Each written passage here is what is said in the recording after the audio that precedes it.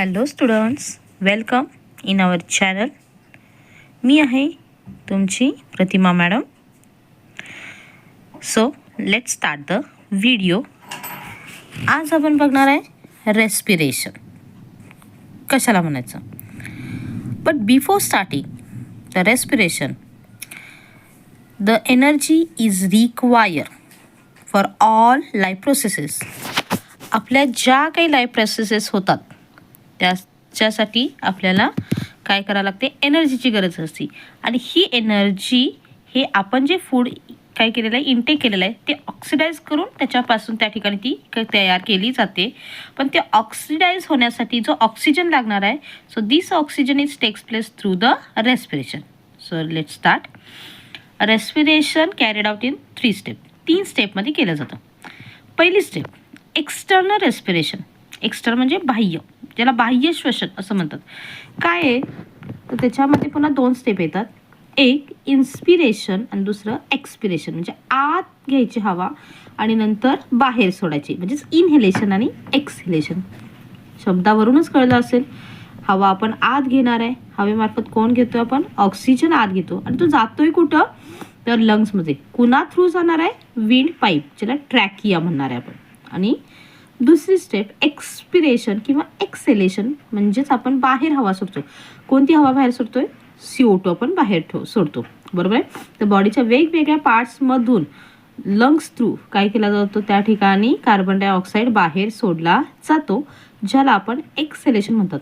आणि मग इन्स्पिरेशन आणि एक्सपिरेशन या दोन्ही प्रोसेस मिळून जे तयार होते जे रेस्पिरेशन होतं त्याला म्हटलं जातं एक्सटर्नल रेस्पिरेशन. याच्यामध्ये सेलचा कुठेही उल्लेख होत नाही, फक्त लंग्सपर्यंत जाते आणि लंग्समार्फत आत बाहेर गेलं जातं, म्हणून त्या ठिकाणी त्याला एक्सटर्नल म्हटलं जातं. ओके. मग दुसरी स्टेप येते, ती म्हणजे कुठली तर इंटरनल रेस्पिरेशन. बघा काय म्हटलं त्या ठिकाणी इंटरनल. मगाशी एक्सटर्नल म्हटलं, आता तुम्ही ना एक्सटर्नल म्हणजे, तर एक्सटर्नल म्हणजे फक्त बॉडी पार्ट्स इथंच उल्लेख केलेला आहे. त्याच्यामध्ये सेल, टिश्यू याचा कुठं आपण उल्लेख केला होता. आता या ठिकाणी लंग्स मार्फत आत गेल्यानंतर ती जी काय असेल त्या ठिकाणी एअर आहे. ओके. मग त्याच्यामध्ये O2 आणि CO2 दोन्हीचा उल्लेख करू आपण. तर तो सेलपर्यंत त्या ठिकाणी काय केला जातो, पोहोचवला जातो किंवा घेतला जातो. तर आतमध्ये सेल थ्रू, म्हणून त्या ठिकाणी काय म्हटलेलं आहे, त्या ठिकाणी इंटरनल रेस्पिरेशन. कशाला म्हटलेलं आहे बघा. So exchange of gases between the cell and tissue.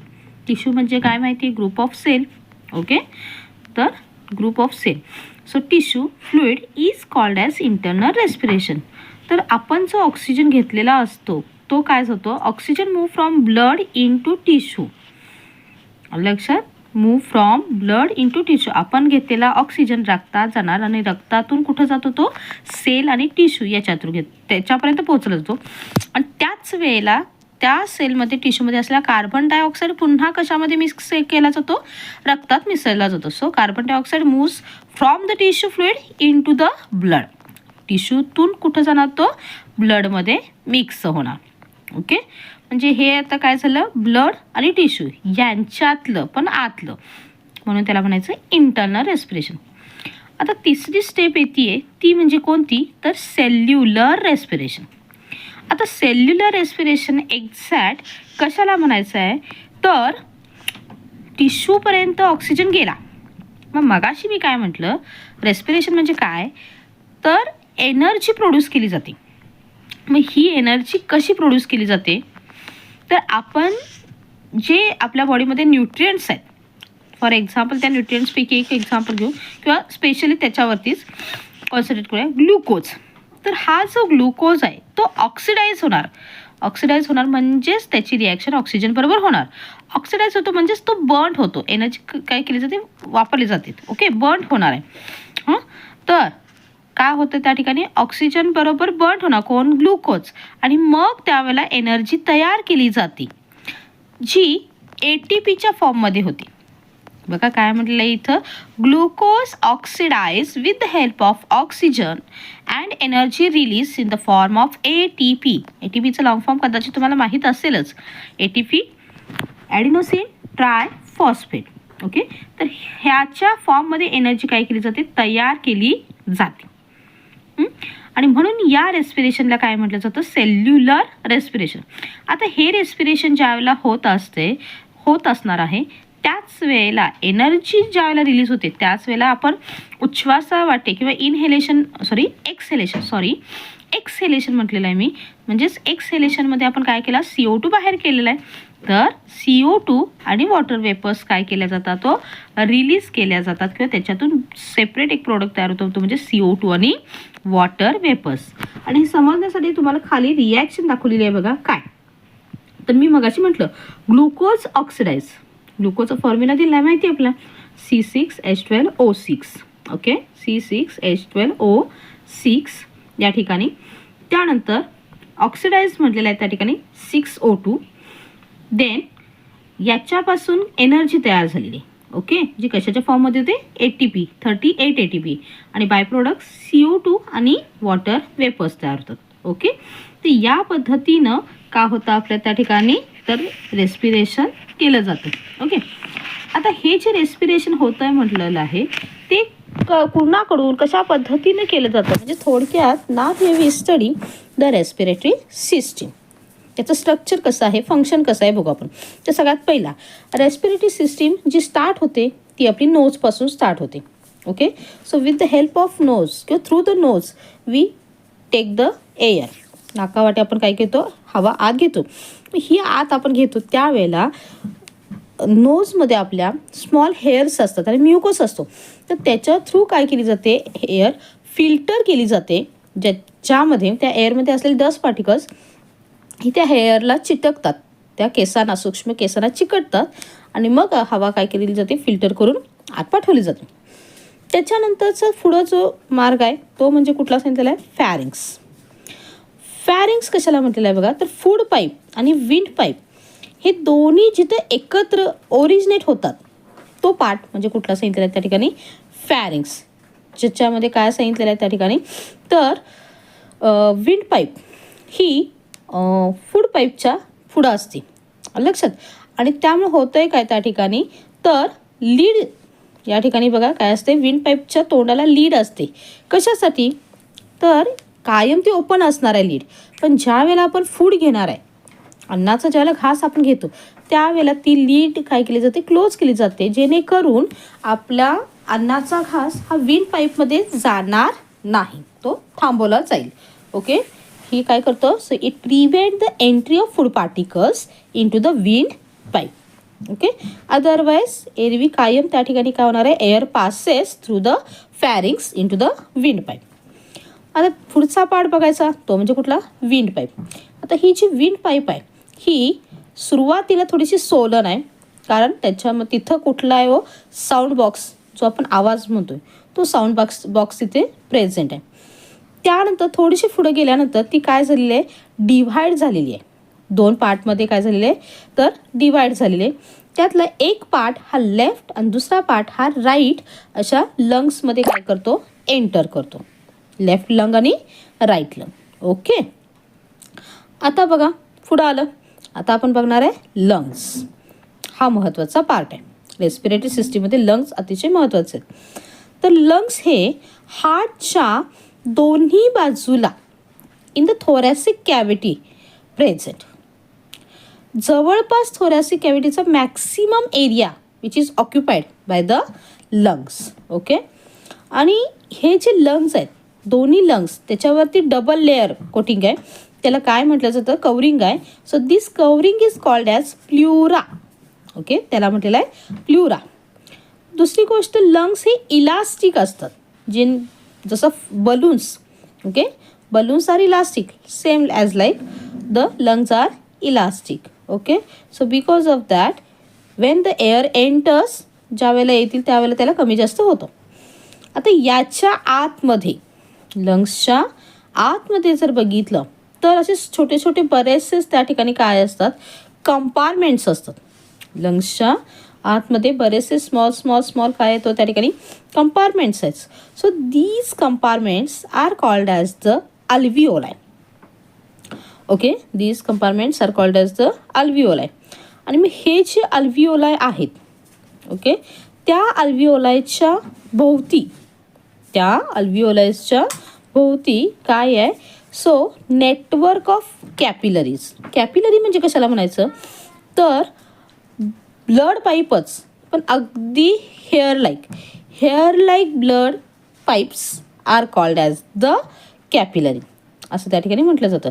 तर प्रत्येक अल्विओलायच्या भोवती अराउंड काय सांगितलं त्या ठिकाणी, तर कॅपिलरी प्रेझेंट आहे. सिंगल आपण असतो तर त्याला काय म्हटलं जातं, अल्विओलस. ओके, सिंगल असतो त्याला काय म्हटलेलं आहे त्या ठिकाणी, अल्विओलस. आता हे जे अल्विओलाय आहेत आणि ज्या कॅपिलरीज म्हटलेल्या आहे, okay, so walls of alveoli and capillaries are extremely thin. चा अर्थ सांगण्यापूर्वी चॅनलला पटकन सबस्क्राईब करा बरं. केलं का? Okay, let's go. बघा काय म्हटलेलं आहे त्या ठिकाणी, तर त्या अल्विओलायच्या ज्या वॉल्स आहेत त्या खूप अगदीच त्या ठिकाणी काय असणार आहेत, थिन असणार आहेत. अल्विओलाय आणि कोण सांगितलं, कॅपिलरी. आता या कशासाठी एवढ्या थिन असतील हो, तर त्यातून गॅसेस जे आहेत त्या गॅसेसचं एक्सचेंज, म्हणजे गॅस ऑक्सिजन आत येईल आणि कार्बन डायऑक्साईड बाहेर जाईल. हे इझिली त्या ठिकाणी काय होईल, in and out air passes होण्यासाठी त्याच्या वॉल्स काय आहे, तो थिन आहेत. ओके, आणि लंग्समध्ये लार्ज नंबर ऑफ अल्विओलाय काय असतात, प्रेझेंट असतात, ज्यामुळे larger surface is available for the gaseous exchange. अल्विओलायच्या लंग्समध्ये ती 1, 2, 3 अशा नाही आहेत, भरपूर नंबर आहे त्याचा मोठा, लक्षात का.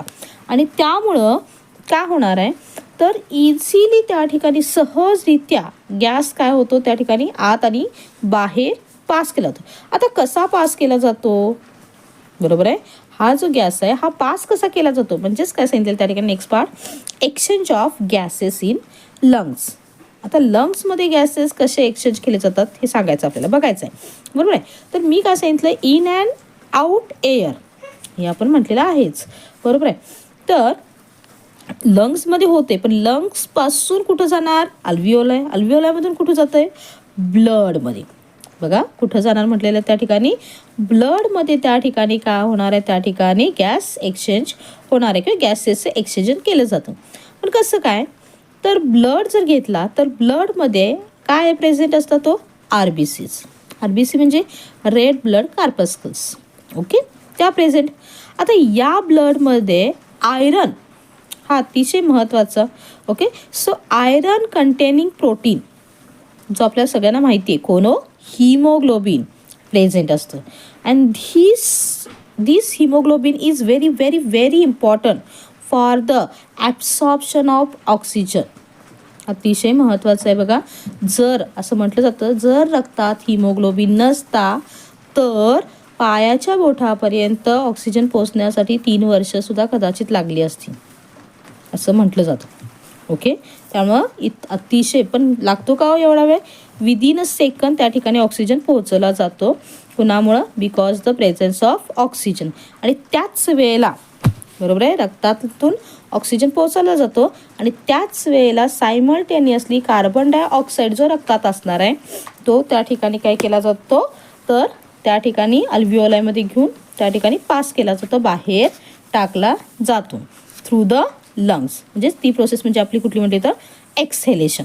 ओके, आता या एक्सहेलेशनमध्ये CO2 बरोबर वॉटर वेपर्ससुद्धा काय केल्या जातात, रिमूव्ह केल्या जातात. आता हे होण्यासाठी एक महत्त्वाचा पार्ट असतो, तो म्हणजे कुठला, डायफ्रॅम. तुम्हाला दिसत असेल डायग्रॅममध्ये, दोन्ही लंग्सच्या खाली एक त्या ठिकाणी मस्क्युलर पार्ट दिसतो, त्याला काय म्हटलेलं आहे बघा त्या ठिकाणी, डायफ्रॅम.